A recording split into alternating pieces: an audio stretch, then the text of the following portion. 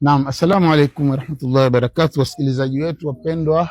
Kipindi mkipendacho cha kawaida yenu hichi, kipindi cha Iko Wapi Zamani na ikiwa leo tumebarikiwa sana kuweza kuja sehemu za Mshomoroni, karibu na Masjid al-Huda, na alhamdulillah kwa uwezo wake Allah subhanahu wa ta'ala ametupangia kwamba leo tuwe na kikao na mzee wetu maarufu mzee Ali Jumbe, na zaidi yeye mwenyewe atakuja kujieleza jina lake na pengine pia alikuwa na jina la umaarufu. Yote haya leo tutayasikia moja kwa moja kutoka kwake, na tusisahau ya kwamba jambo hili la kumtafuta mzee Jumbe limechukua muda mrefu, lakini mara nyingine vile upangavo wewe huwa haliwi mpaka liwe limepangwa na Allah subhanahu wa ta'ala. Na siku ya leo tulisema hayawi mwisho huwa. Kwa hivyo Mwenyezi Mungu alikuwa ametupangia siku ya leo tuwe na kikao na mzee wetu na atupe faida ambazo tutazisikia moja kwa moja kutoka kwake, na waomba muwe na umakinifu katika kumsikiliza na sote tupate faida. Mzee Jumbe, tafadhali, karibu. Assalamu alaikum warahmatullahi wabarakatuh. Alaikum salam warahmatullah. Mimi kwa maarufu jina langu ni Ali Joho Ali maarufu Jumbe.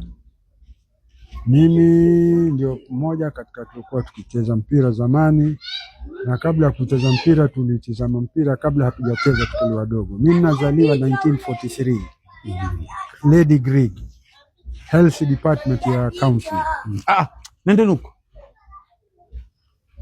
Health Department Lady Greg, nafikiri kila mtu anajua. Nazaliwa 1943, nikakulia katika mtaa wa Mwembe Tanganyika, kisha nikaja nikakaa Mwembe Kuku. Na wakati huo 1943 nilikuwa siufahamu mpira ni vipi, lakini baada ya kufika 1952-53 kukaa ni watu tuweza kwenda stadium kutazama mpira au uwanjani. Na siku hizo 19 hizo ilikuwa ni timu zilioko hapa ni Coast Festa, ilikuwa ni colonial siku za ukoloni. Mkoloni wajua mara nyingi hupenda kugawanya watu.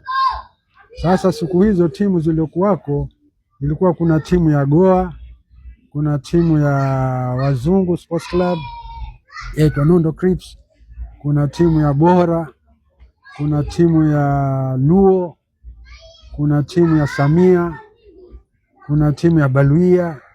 Usaona, zote hizi zilikuwa ni mzungu ndo amefanya hivi ili watu wawe kwa ukabila. Ndio.